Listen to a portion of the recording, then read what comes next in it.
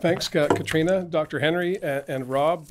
Again, I have full confidence in the team that you've just seen here who have been focused over the past 2 months in ensuring that as we begin the restart of our economy, that we focus on the most precious assets we as British Columbians have, our children, whether they be in childcare centres, whether they be in our K-12 system. Minister Fleming and Minister Chen have worked tirelessly with numerous stakeholders to make sure that we're talking to everyone, we're open and transparent about how we're going to proceed. And I'm very, very confident with the work that both these people have done, with the numerous people in the community that deliver these services that are so essential to how we grow as a province and as a people. So with that, I'm happy to take any questions that you may have. Reminder to reporters on the line, please press *1 to get in the queue. Our first question today is from Richard Zisman. This is a question for whoever wants to answer it. There's obviously a lot of gaps that still need to be filled here. Will teachers be required to do both virtual learning and in-class learning? How will that impact the students that are doing virtual learning if the answer is no? And will students have their own teachers, and how will those determinations be made? Right. Yeah, no, thank you for the question there. That's one of the things that the ministry and school districts, right down to individual schools, are working on right now. We have some very good templates, suggested schedules to arrive at the goal where we continue to support online learning for those schools who choose not to return to the classroom in June. And of course, those who are in smaller divided classes to reduce the density of children and taking advantage of part-time in-class instruction. So there's a commitment there to work at the local level in collaboration with local teachers unions to manage and accommodate that. We have to support all students. There are a lot of students who will significantly benefit by having a partial return to school that are struggling with the online learning environment, and other kids that regularly experience all kinds of things around summer learning loss as it is. That would be magnified between March 30th, when spring break happened, if we simply had no in-class learning opportunities before Labor Day. So those services that I mentioned will continue online, that can be used by all students, alongside the in-class instruction that will be made available on June 1st. Our next question is from Lisa Crodasco. Thank you. Just to follow up then, if I understand this, there's no guarantee that these children will be reunited with their actual teachers. And what about teachers who are, let's say, 60 years of age or older in that higher risk group? Will they be forced to return to classrooms, or will accommodations be made for them to do the online learning, for example? I think some of this, look, classes will stay with their teacher in every circumstance where that's possible. There will be some exceptions due to health conditions and those sorts of things. But we have school-based teams that will fill in gaps should they arise. But we expect classes to be kept together, kids to be learning together online, kids to be learning in smaller numbers, but still with their classmates in class. We do have, a team-based approach in our school system. We have specialist teachers. We have the benefit of support staff, educational assistants, and principals and vice principals to engage in the intricacies of the scheduling. As I mentioned, we're giving districts the ability to work collaboratively on what those schedules look like. We don't have a one-size-fits-all education system in normal times, but I think we have an agreement that we need some consistency and some best practices, but things look differently in rural BC than they do in urban and suburban BC. So there might be some slight variations, but the direction here is to return to part-time K-5 in-class instruction and a significant, one day a week for grades K-6 to 12. Our next question is from Dirk Meissner. Hi, Minister. Thanks for doing this. I'm speaking with a close family member and observing this family member over the past while. This has been tough on kids, and glad you've acknowledged it. But I've had a request. Are you at all considering some form of compensation or gift for kids for all the sacrifices that they've made over this period? I think all of our kids need to be commended for their resiliency. I appreciate what Dr. Henry has just said, in particular about the class of 2020. This is something that will be unforgettable for the rest of their lives, you know, being the pandemic grad class of 2020. And we'd like to recognize that around the usual graduation ceremony time that is simply not possible because we'll continue to restrict and ban large gatherings in BC. But you know, I'm very heartened by the creativity of districts in working with kids, in acknowledging the resiliency and the tough times. And our ministry has put out resources that have been very focused on the mental health and well-being of students of all ages across BC, and make it really simple for them to connect to those kinds of things. We're in this together. That is our mantra as a province. And all of us have a responsibility to make sure that really important community institutions like schools have remained functioning as they have over the last couple of months. To have, for example, 75,000 meals and counting delivered to vulnerable students across British Columbia is incredible. To have distributed something like 25 to 30,000 devices for kids who don't have those things in their home, and have a lending program for technology and iPads and those things, has been up to the creativity, down to the creativity of school districts to implement. So that's how we work with kids, that's how we support families, and we'll keep doing that. Next, we have a question from Maria Rantanen. Hi.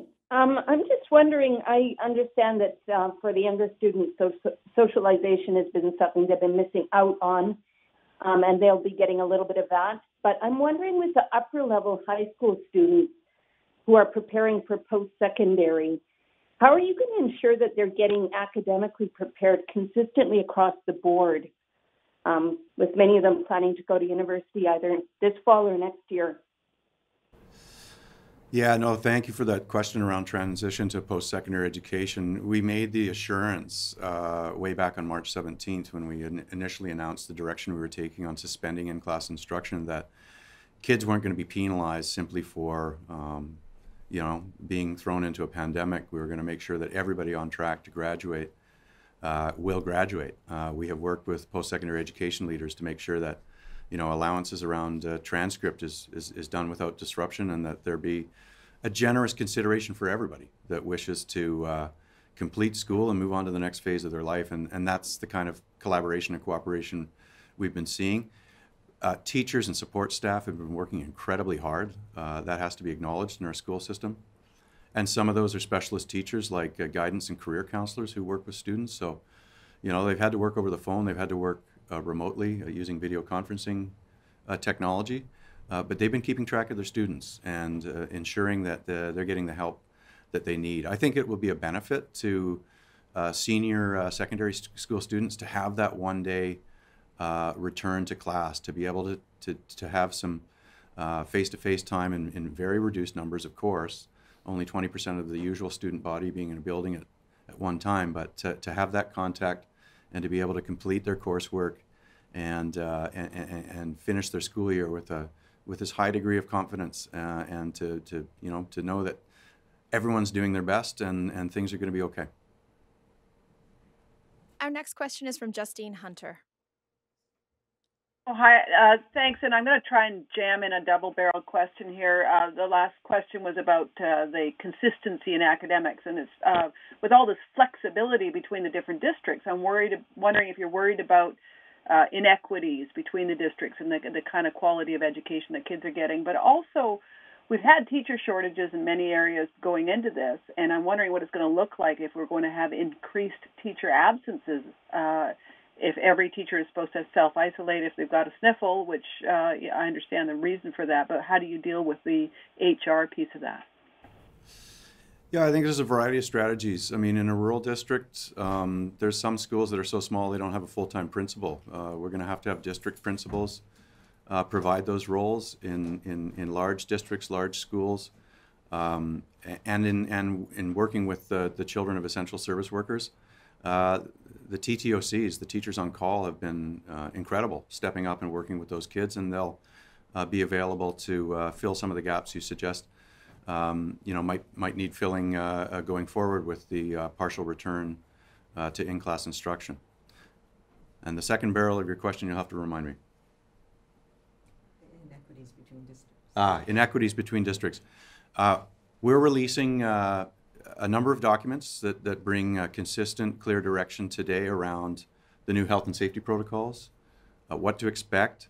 I mentioned that we've been able in BC to get people working together because government has been very transparent, has worked with every organization to get their input, and we have some work to do around the scheduling in particular. So we want to have a collaborative approach continuing over the next 2.5 weeks, because that's how much time we have between now and June 1st to get a schedule that makes sense in a particular district, knowing that most of them will look virtually the same across the 60 districts, but some of them may have local variations that make a lot of sense, because we have elementary schools with as few as 10 kids, and we have elementary schools that have much larger student populations, and they're going to have different planning exercises to reduce the density of kids, to have a circulation in a building, and all of the health and safety protocol practices implemented.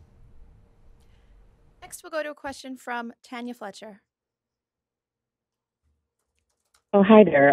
Just wondering how closely you were following other provinces in making today's decision. For instance, Quebec had to pull back on its plans to reopen schools.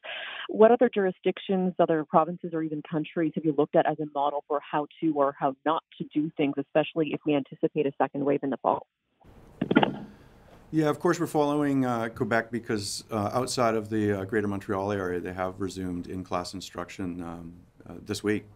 There's a number of Western European and Northern European countries that have had classes return for up to a month. Denmark, I think, is one of the ones that's most interesting, and there's a lot of resources online that parents can look at that gives them an idea of what the quote-unquote new normal looks like in a physically distant, safe school environment, and how well kids and teaching and support staff have responded to that.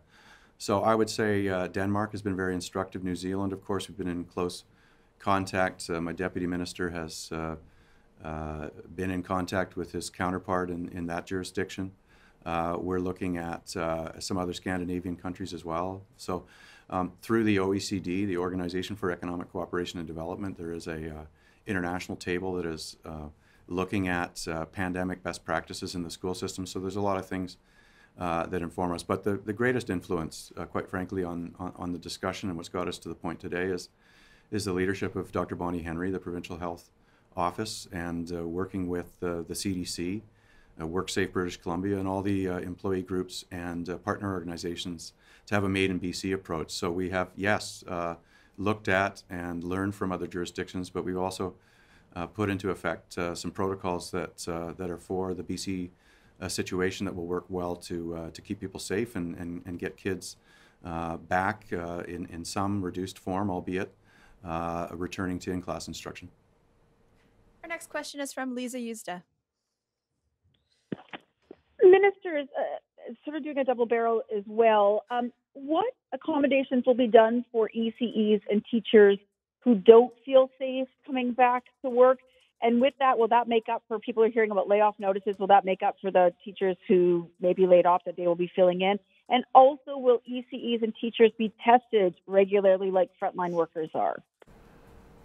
I think in terms of the accommodations for, of course, any teacher who's sick, they have to stay home, or have another pre-existing health condition, it will follow the rest of the public service and even private sector employers in terms of making accommodations. The school system will make accommodations for teachers and support staff who need them, and that's a commitment we've made in our discussions with unions that represent those staff in our school system. In terms of testing, the testing regime is there for people who need tests that may involve some teachers and support staff if they. Yeah, I'll let Dr. Henry speak to that, and yeah. just to say that there's no value that we see in regularly testing people without symptoms, but absolutely we will be, as I said, monitoring very closely, and it is a very high priority for any child or family member or staff member in the schools or childcare centers. If they have any symptoms at all or any concerns, then they are in the group that is prioritized for testing, and we will continue that and we'll continue to monitor. Really importantly will be that self-check that we need to do every day to make sure that we're not feeling the least bit unwell, and that's going to be really important, particularly in June, as we build up our confidence through here. And that will be the process and the program that we'll be modifying and adapting as needed as we go into the fall.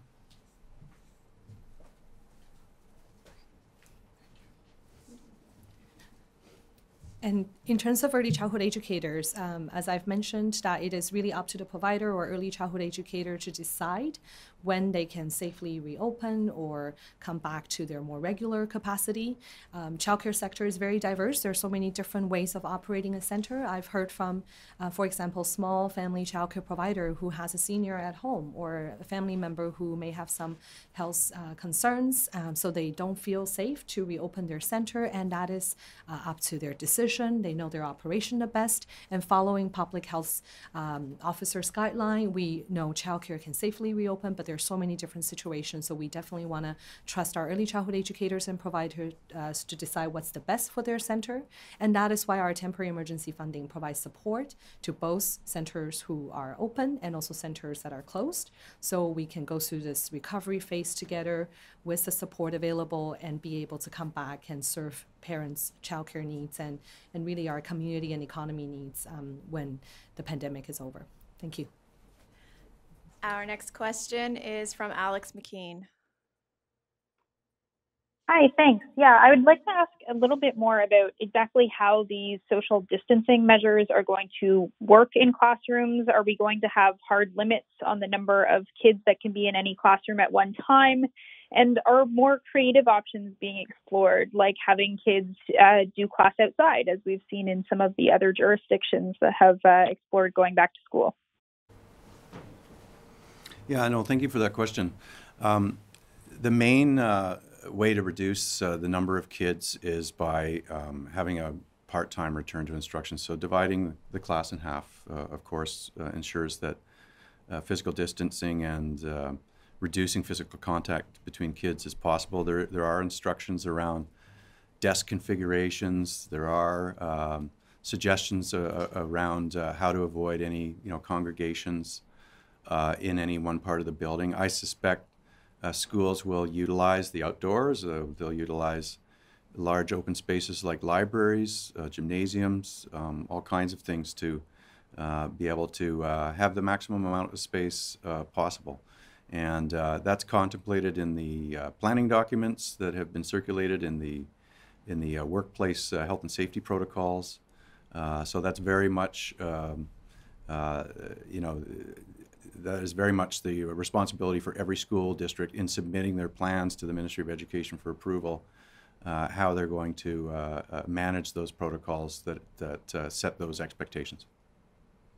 Our next question is from Binder Sajan. I'm hearing from parents who are saying they're not sure if for a month they're willing to send their kids back to school. And I'm just wondering if there was any consideration given to extending the school year perhaps to July. And if there isn't a big number of parents that are willing to send their kids, do you anticipate teacher layoffs or how that would impact the school system? Yeah, in terms of the extension to July, what we're actually working on with districts that offer summer school is a plan around summer school offerings. The previous question about supporting particularly sort of grade 8 to 12 students in getting or redoing courses, that need will be there.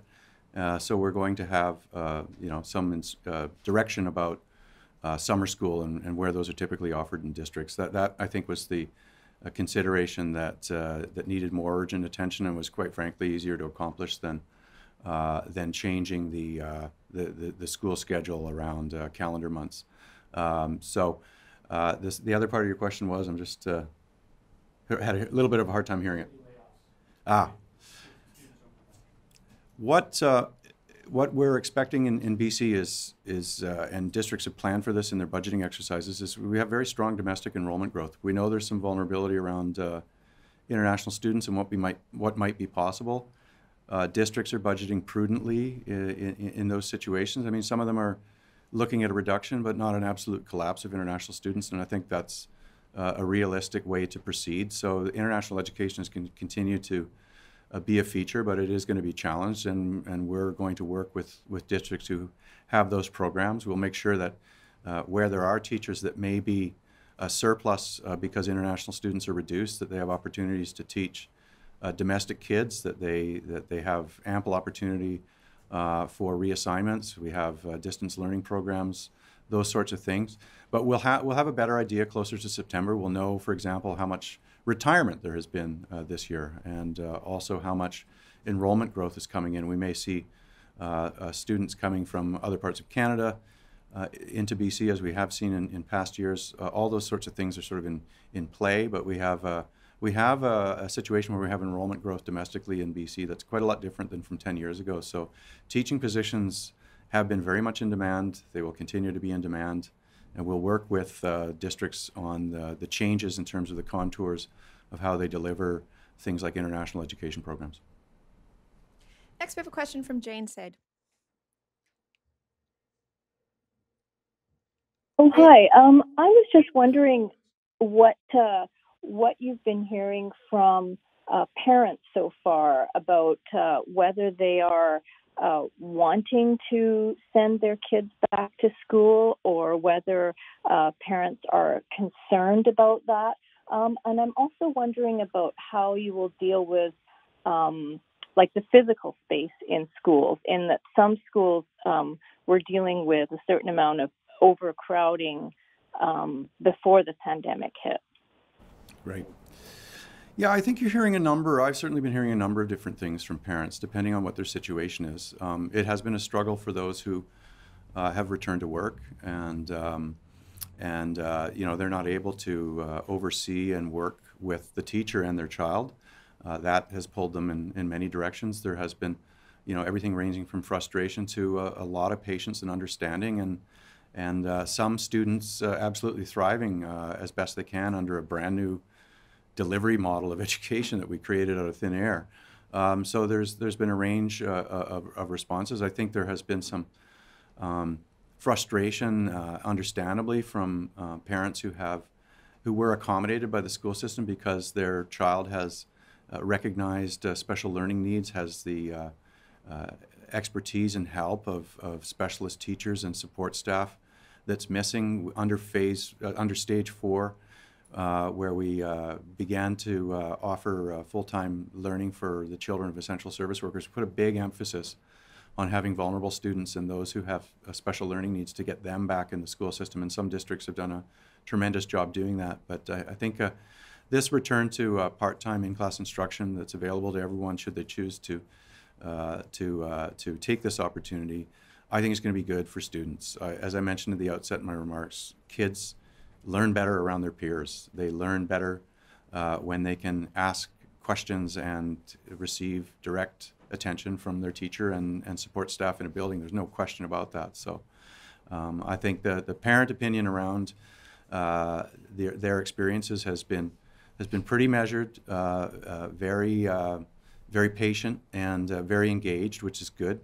But I think, not all parents think alike. They have different situations, and I think we've recognized this in moving into stage 3 by having something for everybody as we complete this school year. Our next question is from Keith Baldry. Hi, good morning. Thanks for this. Not to belabor the point, but I've been inundated with emails from teachers and tweets from teachers expressing real concern for their physical well-being if they go into this classroom and we don't know everything about this virus. But it sounds like you're giving the teachers, any concerned teachers, a bit of an out if you just can stay home if you have the sniffles. Is that what's happening here? Well, let me attempt an answer, and let maybe Dr. Henry also repeat her message about how this would apply to schools and all workplaces in BC. People who are showing symptoms of illness should not come to work. That includes teachers. That includes people who are working in grocery stores, frontline healthcare workers, emergency responders. Period.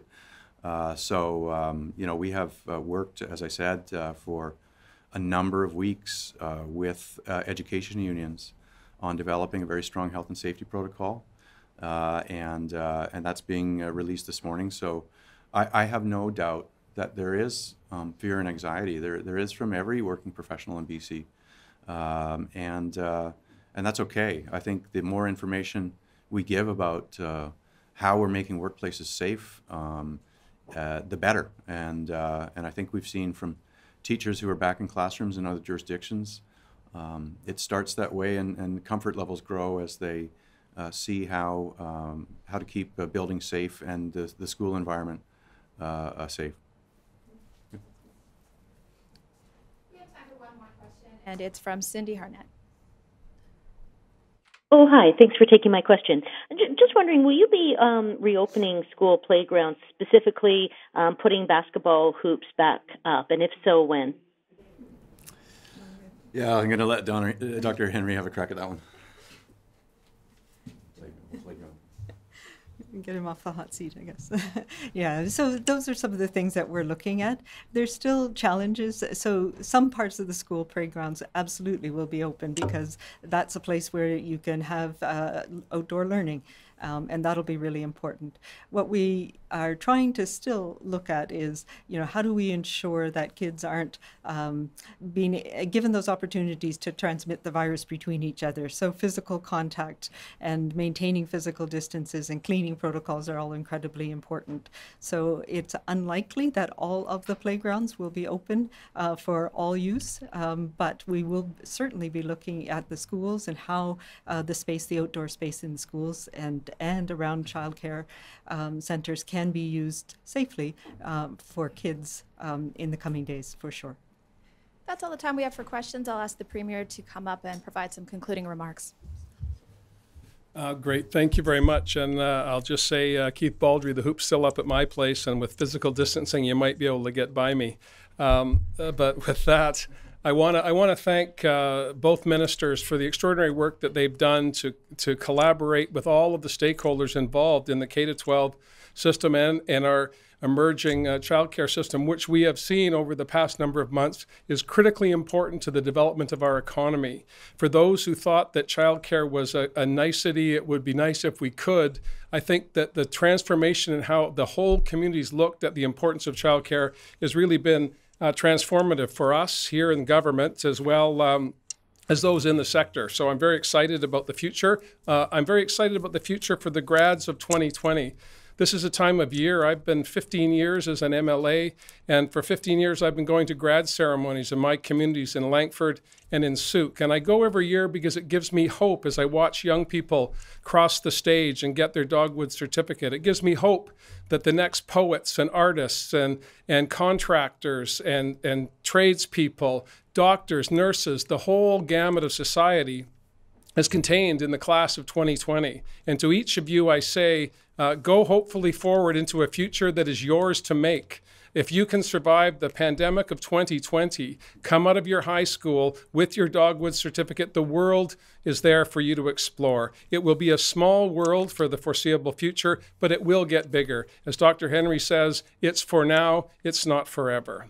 For those who are thinking about the long weekend ahead and thinking about loading up the Winnebago and traveling somewhere, I encourage you, as I have and Dr. Henry has for some time, please don't do that. Stay close to home. Every part of British Columbia is spectacular. Wherever you live, you are privileged to be a British Columbian. Stay near your home, explore the neighborhood, and there will be another long weekend and another one after that. Be safe, everyone. Have a lovely Victoria Day weekend, and we'll see you next week.